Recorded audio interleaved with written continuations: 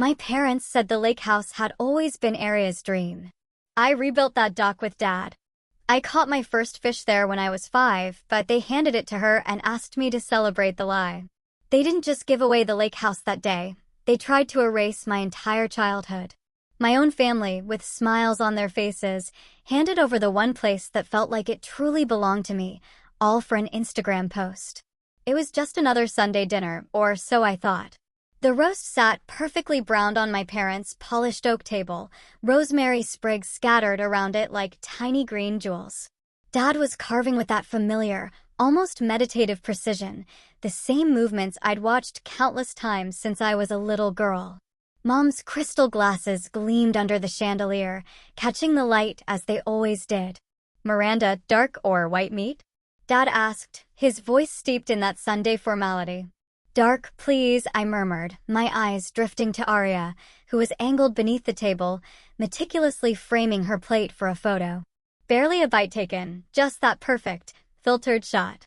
"That filter makes the food look incredible," she whispered, already swiping and typing. Mom, beaming, chimed in, "Make sure to tag that little restaurant where we got the special seasoning blend."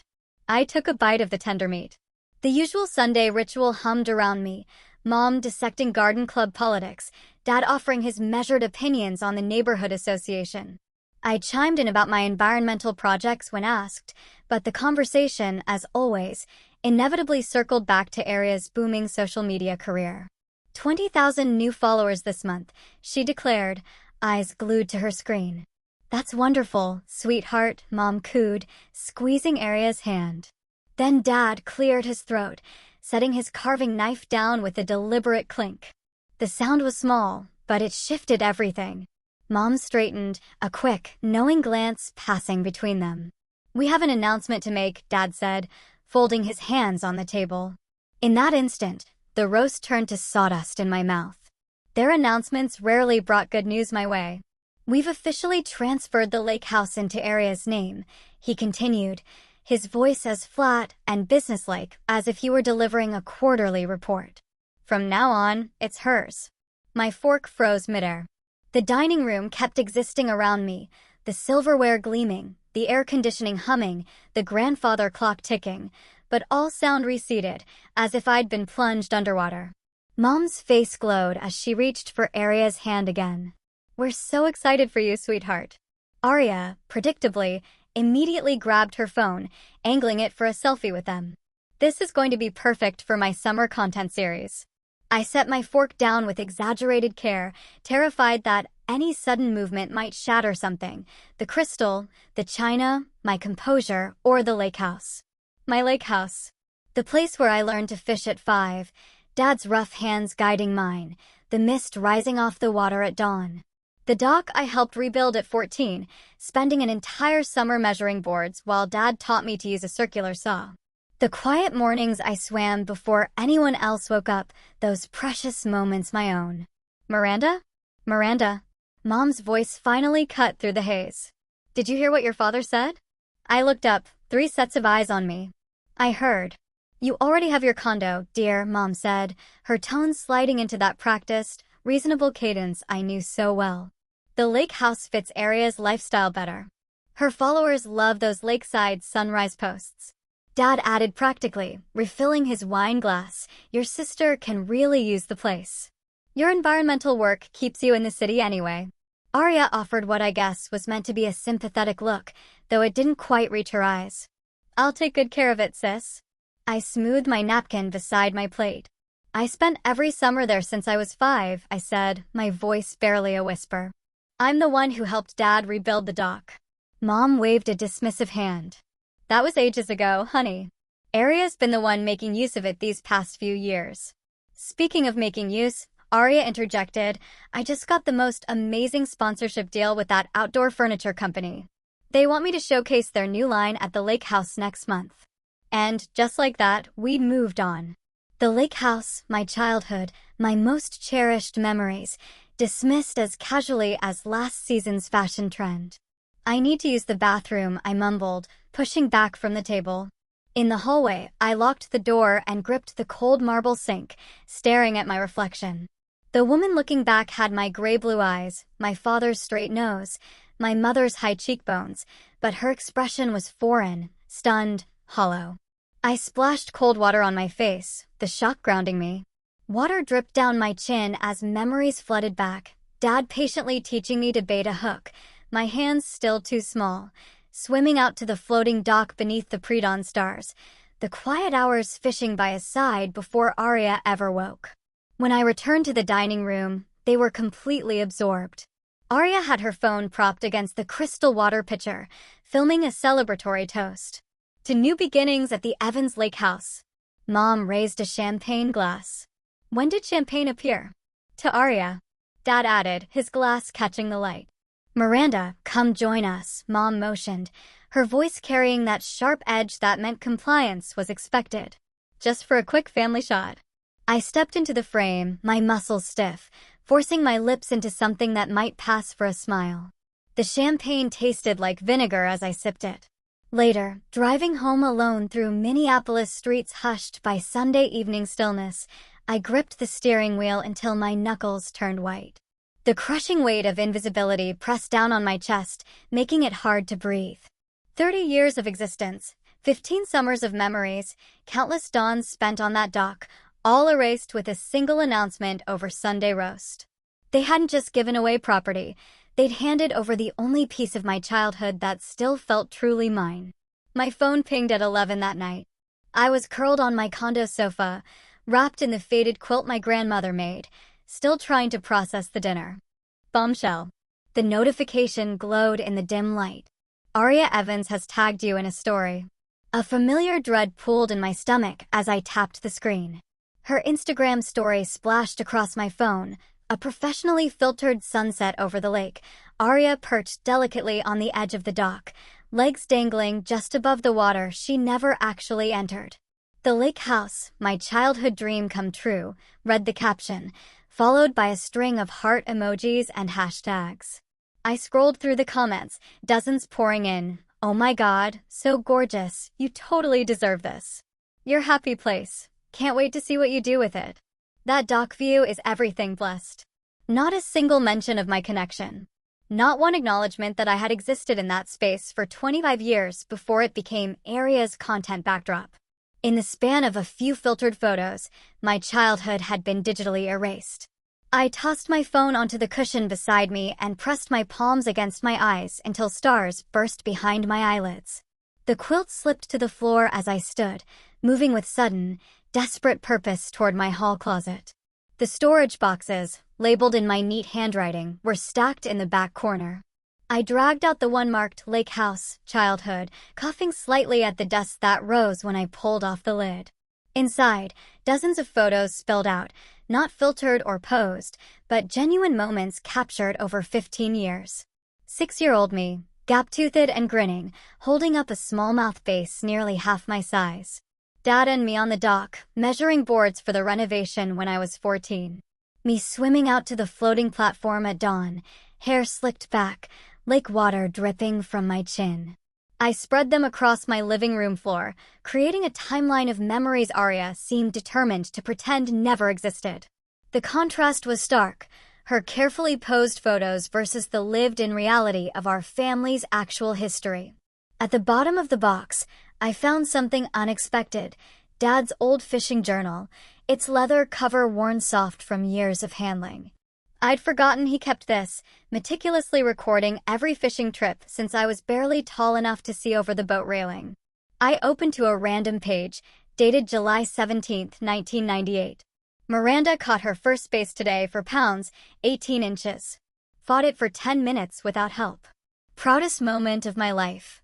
She named it Frederick and insisted we release it. My fingers traced his familiar handwriting, the pressure of his pen having left impressions deep enough to feel under my fingertips, even 20 years later. I flipped through more pages, each one detailing our mornings on the lake, fish caught, weather conditions, occasional sketches of unusual birds. Not once in all these entries did Arya's name appear. The realization hit me with physical force. My parents hadn't simply given Arya the lake house, they had actively chosen to rewrite our family history. The evidence of my connection to that place wasn't just being ignored, it was being deliberately erased. My phone rang at 7:15 the next morning. Mom's name flashed on the screen, and I briefly considered letting it go to voicemail. Against my better judgment, I answered. "We need you to do something for us," she said, without even a greeting, her voice carrying that particular tone that meant refusal wasn't an option she was considering. I said nothing, just waited. "You're skilled with the environment and maintenance planning," she continued into my silence. "Help Arya draw up a care plan for the lake house. She needs to understand the seasonal maintenance schedule." "Put Dad on speaker," I said, my voice surprisingly steady. A rustling sound, then Dad's practical tone joined the conversation. "You know the septic system better than anyone, Miranda. Just show her the ropes. The contractors I've used are getting older, some have retired. You have all the contacts." Of course I did. I was the one who coordinated every repair for the past decade, while Arya was busy building her following. "You don't regret this, do you?" Mom added, her voice sliding into that manipulative sweetness I knew too well. "You're the mature one, after all, always so practical. Family supports family, Miranda, always." Dad's voice carried an implicit thread I'd heard since childhood, either fall in line or accept the consequences of disappointing them. I ended the call with a vague promise to think about it, then immediately texted Jack. We hadn't spoken regularly in years, but he was one of the few people who might understand. His family owned the property across the lake from ours since before I was born. We met at Lakeside Coffee an hour later. Jack looked largely the same as he did in high school, a little more weathered around the eyes, his dark hair now sporting threads of silver at the temples. "Wait, they gave the lake house to Arya?" His coffee mug halted halfway to his mouth. "But she hardly ever went there as a kid. I remember you out fishing every morning." Don't think I saw Arya there more than a handful of times, and even then, she never left the house. The validation of my memories from someone outside the family landed like a life preserver thrown to a drowning person. I wasn't crazy. I wasn't misremembering. The childhood I recalled actually happened. "Your dad taught you to fish when you were, what, 5? Jack continued, setting down his mug. "I remember watching from our dock, jealous, because my dad wouldn't take me out until I was 7. 6, I corrected automatically. 5th birthday present was my first rod." Jack nodded, something shifting in his expression. "Come out to the lake this weekend. See the place one more time. I'll take you fishing like old times." Back at my condo, I drafted and redrafted a text to my parents 6 times before settling on brutal simplicity. "I won't be creating a maintenance plan for Arya. She can hire someone." The response was immediate and predictable. A barrage of guilt-inducing messages from both parents.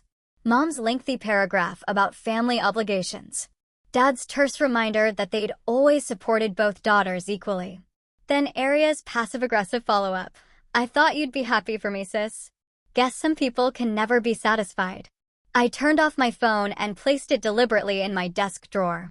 The small act felt monumental, choosing my truth over their manipulation for perhaps the first time in 30 years. Outside my window, the Minneapolis skyline glittered as evening fell. Something had shifted today, a fault line cracking open beneath decades of family dynamics. I didn't know what came next, but standing in the quiet of my condo, surrounded by evidence of the life I actually lived, I made a silent promise to myself. They may own the lake house, but they don't own my memories. On Sunday, the phrase "lake house transition planning meeting" sat in my mother's text message like a bureaucratic tombstone for my childhood. I read it again in my car, parked outside their house, gathering courage before walking up the familiar brick pathway. Each step felt like moving through molasses. When I pushed open the front door, voices spilled from the dining room, too many voices. This wasn't just my parents and Arya.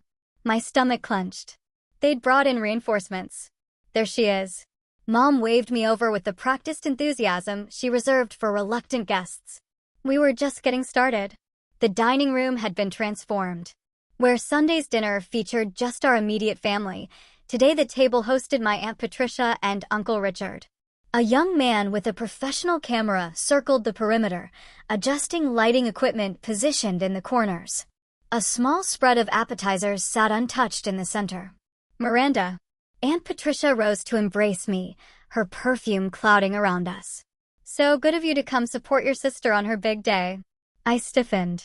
What big day would that be exactly? The lake house, of course, Uncle Richard said, raising his wine glass. About time the place went to someone who truly appreciates it. My father cleared his throat, shooting Richard a warning glance before gesturing to an empty chair. Have a seat, Miranda. We've just been discussing maintenance schedules. Before I could respond, the front door crashed open with theatrical timing. Arya swept in, wearing a flowing white sundress, trailed by a woman clutching a professional light reflector. Her entrance halted all conversation. Sorry I'm late. She kissed the air near my mother's cheek. Brianna's just documenting the family handover moment for my followers. Potential sponsors are watching the story. She turned to the woman with the reflector. Natural lighting, but make sure to catch the emotional connection when Miranda gives her blessing. My blessing. The words escaped before I could stop them. Mom placed a hand on my arm. Just a symbolic moment, dear. For Arya's content calendar. I've already drafted the caption. Arya said, scrolling through her phone. Family legacy passes to the next generation as my sister honors our parents' wishes. How does that sound? Lovely. Mom beamed, squeezing my arm tighter when I tried to pull away. Dad produced a folder labeled Lake House Transfer and slid it across the table. We've prepared all the documentation. The deed transfer is already complete, but we thought a small ceremony would be nice. You're giving the lake house to Arya. It's done. My voice sounded distant, even to my own ears. The paperwork was finalized on Friday this week, Dad confirmed, not meeting my eyes. Aunt Patricia reached across the table to pat Arya's hand. You must be thrilled to finally have your special place officially yours. It's always been her special place, Mom added with certainty. Even as a little girl, Arya treasured that lake house like no one else. I stared at her, disbelief washing through me. That's not true. The table fell silent. Mom laughed nervously.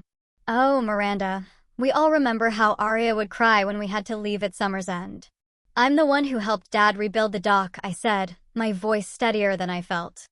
I'm the one who went fishing with him every morning. Uncle Richard chuckled. I think you might be confusing your childhood with Arya's, dear. We all remember how she loved that place. The room spun slightly as I looked at their faces, all convinced of this alternate history where my sister, not I, formed the deep connection with the lake house. My childhood wasn't just being transferred, it was being erased. Excuse me, I murmured, pushing back from the table. Bathroom.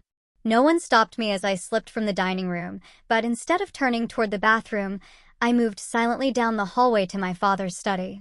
The door creaked as I pushed it open. The room smelled of leather and the faint cigar smoke Dad thinks Mom doesn't know about. I knew exactly what I was looking for. Third shelf, behind his financial records. My hands found the worn leather album without hesitation, Fishing Chronicles, embossed on the spine in faded gold letters. When I returned to the dining room, conversation stopped mid-sentence. Their eyes tracked me as I approached the table. Without a word, I placed the photo album in the center, displacing a tray of untouched canapés, and opened it to the first page. A 5-year-old version of myself grinned, gap-toothed, at the camera, holding a small perch, my father's arm around my shoulders. The date scribbled beneath read, Miranda's Big Catch, June 1999. Then what's this? I asked, my voice unexpectedly strong. My mother reached for the album quickly. Oh, those old things. Your father took you a few times, but Arya was the one who truly loved the place. I intercepted her hand, gently but firmly, and turned the page. July 2000, Miranda and Dad rebuild the small dock. Another page. August 2001, Miranda's first base. Another.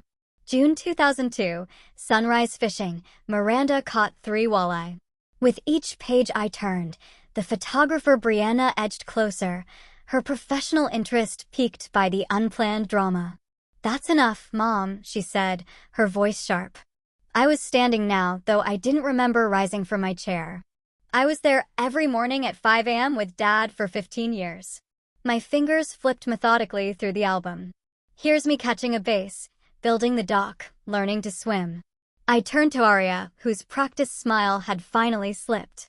When's the last time you actually went in the lake instead of just posing beside it? Arya's eyes narrowed. You don't understand brand building, Miranda. Some of us create value beyond just fixing things. I became aware that I was the only one standing. Everyone else remained seated, looking up at me with expressions ranging from embarrassment to annoyance. The realization straightened my spine, shifting something in my posture. For once, I wasn't shrinking to fit their narrative. Miranda, Dad's voice carried that tone from my childhood, the one that indicated I'd overstepped. That's enough. This decision is final. I drew a deep breath. I'm not contesting the transfer. I'm contesting the erasure of my childhood. Why are you making this so difficult? Mom's eyes filled with practice tears. We're just trying to be fair. Fair would have been discussing this with me first, I said, looking directly at her. Fair would be acknowledging that I spent every summer morning on that lake while Arya slept until noon. What are you really doing here? Some of us actually make the family proud, Arya said, her voice dropping to a dangerous pitch. Some of us are visible. The words landed like a slap. Before I could respond, my phone buzzed in my pocket. I pulled it out to see a text from Jack. I'm outside if you need backup. No. The weight in my chest lightened fractionally. In the silence that followed, I closed the photo album with deliberate care. I'm leaving now, I announced, gathering my purse and the album. I'll be spending the weekend at the lake. Mom's panic flared instantly. But Arya has plans to film there this weekend. She has the sponsorship team coming on Saturday. I met my sister's gaze steadily. I'm not going to your lake house. I'm going fishing with Jack on his family's property across the lake. The stunned silence that followed me to the door felt like the first honest reaction I'd received from my family in years. Outside, Jack's battered pickup waited at the curb, his familiar silhouette behind the wheel. As I climbed in, he raised an eyebrow. That bad, huh? Worse, I said, the photo album clutched against my chest. They've rewritten history. According to them, Arya's the one who loved the lake house all these years. Jack snorted. The girl who complained about mosquitoes ruining her outfits? Who called fish disgusting water monsters? That Arya. For the first time in days, laughter bubbled up from somewhere deep inside me. Apparently, she's now an avid outdoor woman with a lifelong connection to the property. Well, Jack said, turning the key in the ignition, some history can't be rewritten, especially when there are witnesses. As we pulled away, I glanced back at my parents' house. Mom and Dad stood in the doorway watching us leave, their faces unreadable from this distance. Behind them, I caught a glimpse of Arya, phone raised, no doubt documenting my dramatic exit for her followers. The album on my lap held the truth they tried to erase, but as we drove toward a weekend of genuine memories rather than manufactured ones, I realized the most important truth wasn't captured in those photos. It lived in muscle memory, hands that know how to bait a hook, eyes that can read water patterns, and a heart that recognizes what's real and what's performance. Some legacies can't be transferred with a deed. Saturday morning, the lake stretched before us, a sheet of gold-tinged glass as the sun crept over the eastern treeline. Jack navigated his small fishing boat with practiced ease, the gentle purr of the motor the only sound breaking the morning stillness. I breathed deeply, filling my lungs with air that smelled of pine and water, a scent straight from my childhood. Ready? Jack asked, cutting the engine as we reached the center of the lake. My hands remembered before my mind did, the weight of the rod, the proper angle for casting, the gentle snap of the wrist that sent the line arcing through the dawn light. The lure landed with a satisfying plunk, sending ripples across the mirror-smooth surface. Nice cast, Jack said, casting his own line in the opposite direction. We settled into a comfortable silence, broken only by the occasional adjustment of our lines or the whisper of the breeze. Across the water, I spotted our family dock, my family's dock, stretching empty into the water. No camera crew, no perfectly posed figure capturing the sunrise for followers. No Arya. Guess those weekend filming plans didn't actually exist, I murmured, more to myself than to Jack. He followed my gaze and shrugged. Would have been here at dawn for the light if she meant it. My phone vibrated in my pocket again. It had been buzzing steadily since last night, messages piling up from my mother, father, and Arya. I silenced it without even looking. Whatever crisis they'd manufactured could wait. 2 hours later, we returned to Jack's family dock with a respectable catch, 3 bass and a perch. Jack's father waited on the weathered wooden planks, arms crossed over his flannel shirt, his face breaking into a wide grin as we approached. "Caught anything good?" he called as Jack tied up the boat. "Haven't seen you fishing here in years, Miranda." "Just like riding a bike," I replied, holding up our catch. "Well, come on up. Your timing's perfect, coffee's fresh, and Betty's got breakfast going." Inside the cabin, the rich aroma of coffee and bacon wrapped around me like an old quilt. Jack's mother, Betty, hurried over, wiping her hands on her apron before pulling me into a hug that felt genuinely warm. "Look at you," she exclaimed, holding me at arm's length. "Still Miranda Evans, lake girl at heart. You staying for our barbecue later? The neighbors are coming over." "I'd love to," I said, surprised by how much I meant it. After breakfast, Betty disappeared into a back room, returning with a faded photo album.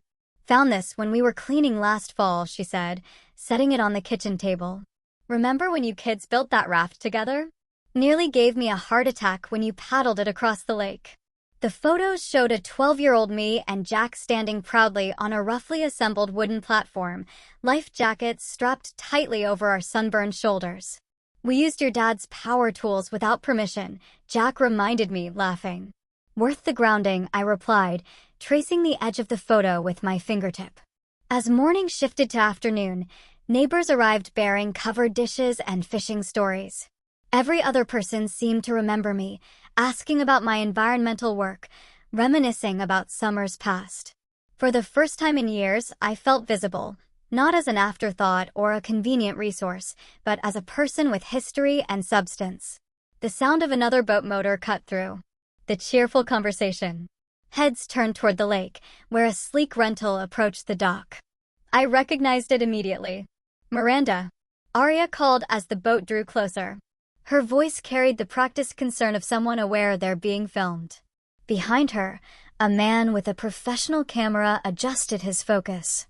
"I've been looking everywhere for you. Mom and Dad are worried sick." Jack's father moved to stand beside me, followed by his neighbor Bill and several others, forming a loose semicircle at the edge of the dock. "I told them exactly where I was going," I replied, loud enough to be heard across the water, but calm enough to contrast with Arya's dramatic tone. "I'm spending the weekend with people who actually remember my childhood." Arya's camera-ready smile faltered. She glanced at the gathering crowd, clearly calculating her next move. "Perhaps another time," Jack's father called, his tone friendly but firm. "We're in the middle of a gathering here." With nowhere to dock and no invitation forthcoming, Arya had no choice but to retreat, her boat turning in a wide arc back toward the family property. Later, checking my phone, I found a direct message from my father, rare enough to be notable. "Your mother is upset. Please come back and we can discuss this like adults." Below it, a notification. Both parents now follow Jack on social media. Checking his profile, I saw his latest post, a genuine, unposed photo of us with our morning catch. "Great morning fishing with my oldest friend Miranda, just like we did every summer growing up at the lake." The comments flowed beneath it, neighbors and lake regulars confirming our shared history. "Remember when Miranda caught that record bass? Still the lake record, isn't it?" Those two were inseparable every summer. I slipped my phone back into my pocket and accepted a beer from Jack's father, deciding in that moment to stay the entire weekend. Tonight, they were planning a bonfire. Tomorrow, more fishing. None of it would be photographed for followers or filtered for maximum engagement. None of it needed to be. As the sun began its descent, casting long golden fingers across the water, I realized something profound. They may own the lake house now, but they can never own the lake itself or the memories it holds. On Tuesday next week, the text message arrived while I was reviewing water quality reports at my desk. My mother's name flashed on the screen, and I felt the familiar tightening in my chest. "We're having a small ceremony to celebrate Arya's lake house ownership this Saturday. The whole family will be there. Please come." We saved you a special role. I set my phone down and stared out the window at the Minneapolis skyline. Special role. The words hung in the air like storm clouds. 20 minutes later, my phone rang. Mom's voice came through with forced cheerfulness. Did you get my message about Saturday? I did, I answered, keeping my tone neutral. What's this special role you mentioned? A pause. Well, we thought it would be symbolic if you officially handed over the keys to Arya. Just a small gesture for the family. Keys I never possessed for a house I helped maintain for 15 years. My fingers gripped the phone tighter. And who exactly is coming to this ceremony? Just family, she said quickly. Too quickly. Your Uncle Robert and Aunt Martha are flying in from Arizona. Cousin Sarah and her husband. A few others. I opened my laptop and navigated to Arya's Instagram page. Her latest post jumped out immediately. Family Legacy Celebration. Watch live. This Saturday, I'll be accepting ownership of our cherished family lake house in a special ceremony. Join me for this meaningful family moment. Hashtag family legacy, hashtag livestream, hashtag lakehouselife. The comments section overflowed with congratulations and promises to watch. 3,000 likes already. My phone buzzed with another call before I could respond to Mom. Aunt Martha's name appeared on the screen. I answered, bracing myself. Miranda, honey, she said without preamble.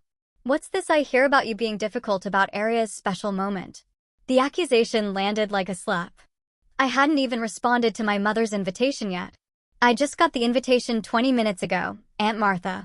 Well, your mother says you've been very upset about the whole thing. We're all flying in to support Arya, and it would look terrible if you weren't there to hand over the keys.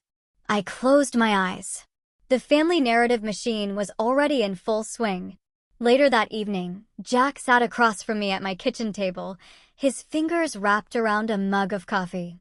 So, what are you going to do? He asked after I explained the situation. I stared down at the scattered photographs I'd pulled from storage. My 5-year-old self proudly holding up a fish nearly as big as my arm. Dad and me knee-deep in water, measuring boards for the dock repair. Morning fog rising off the water as I swim toward the floating platform. Is it the house you want back, or what it represents? Jack asked quietly. The question cut through my tangled thoughts. I don't need the house, I realized aloud. I need them to acknowledge that my history there was real. I gathered the photos carefully and slid them into a large envelope. From my desk, I pulled out stationery and a pen. I'm writing them a letter, I told Jack. I'll include these photos, not for social media, not for their ceremony, just for them to have. To know what the lake house really meant to me. Jack nodded. And Saturday? I looked up at him, feeling the certainty settle in my bones. I won't be there. Saturday morning dawned clear and bright. Instead of driving to my parents' lake house, I was at Lake Harriet with 3 colleagues from my environmental engineering firm. Lisa from the watershed management team adjusted her fishing cap, while Mark and Devin unloaded the cooler from the truck. Perfect morning for this, Devin said, handing me a travel mug of coffee. The eastern sky glowed pink and orange as we pushed our small boat from shore. No cameras, no posed shots. Just the quiet dip of oars and the occasional call of a loon. I cast my line into the water with practiced ease, the motion as familiar as breathing. My phone remained in my pocket silent. I turned off notifications after sending one final message to my parents an hour ago. I won't be attending today. The lake house is Arya's now, but my memories remain mine. Attached was a single photo of me standing on this new dock at dawn, fishing rod in hand, Lake Harriet stretching out behind me. I've found my own lake now. By noon, my colleagues and I had caught and released 4 bass and a walleye. We ate sandwiches on a quiet beach, telling stories and laughing. Not once did I mention the ceremony happening 20 miles away. It was Lisa who finally asked, "Aren't you curious about what's happening at your family's thing?" I considered this as I rinsed our lunch containers in the lake water. Not really. But my phone buzzed then, a text from Jack. Thought you'd want to know. It's awkward here. Your parents keep checking their phones. Arya looks distracted while trying to film. There's literally an empty chair with your name on it. Another text followed. Your Aunt Martha just loudly asked why you weren't here. Then she said, but didn't Miranda use this place more than Arya ever did? Should have seen your mother's face. I slipped my phone back into my pocket without responding, surprised to find I felt no satisfaction, no vindication, just a quiet certainty that I'd made the right choice. Devin called from the boat. Ready for another round of fishing? I waded back into the water, feeling the gentle pressure against my legs, the sun warm on my shoulders. For the first time in weeks, my chest expanded fully as I breathed. Absolutely, I said, surprised by the lightness in my voice.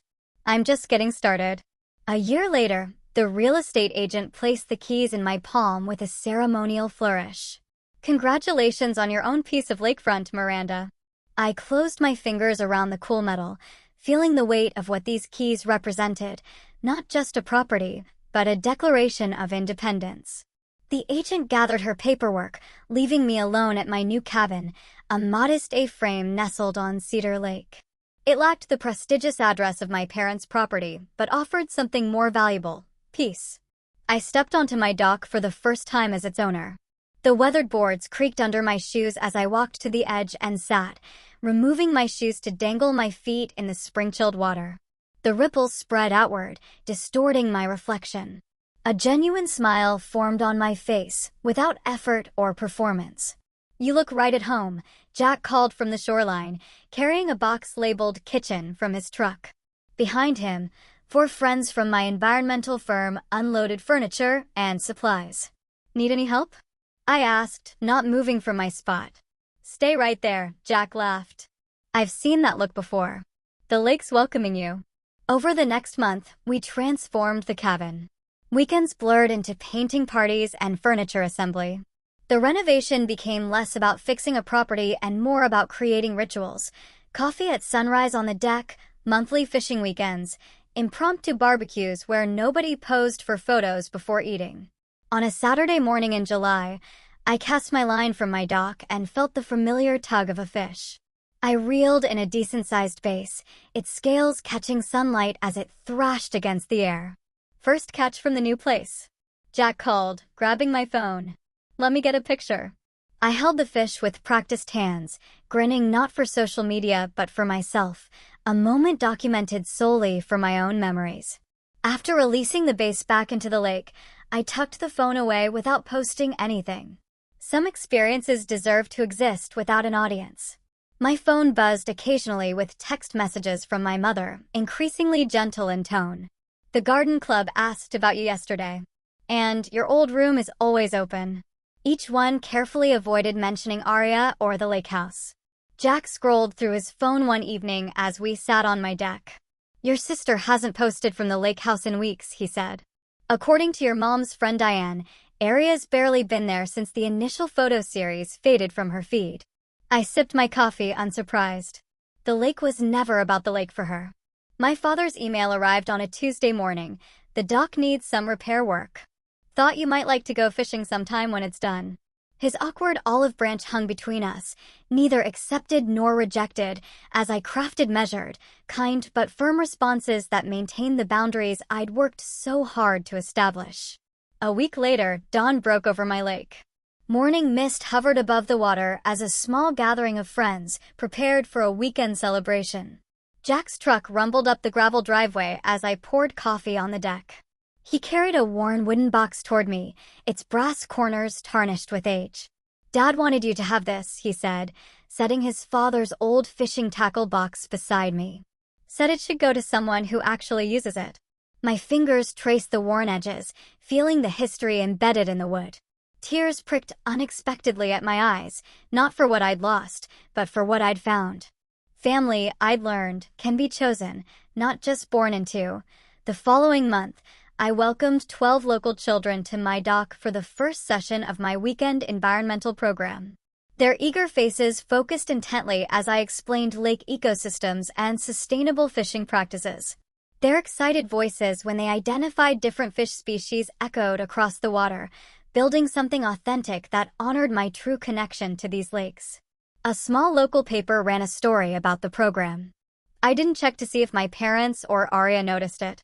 Now, as summer deepens, I sit alone at sunrise on my dock, fishing rod in hand. The lake reflects golden light, mirroring the calm I found within myself. Nearby, a fish breaks the surface, creating ripples that extend outward. I make no move to cast in its direction, content simply to witness its presence rather than capture it. Some moments aren't meant to be possessed, just experienced.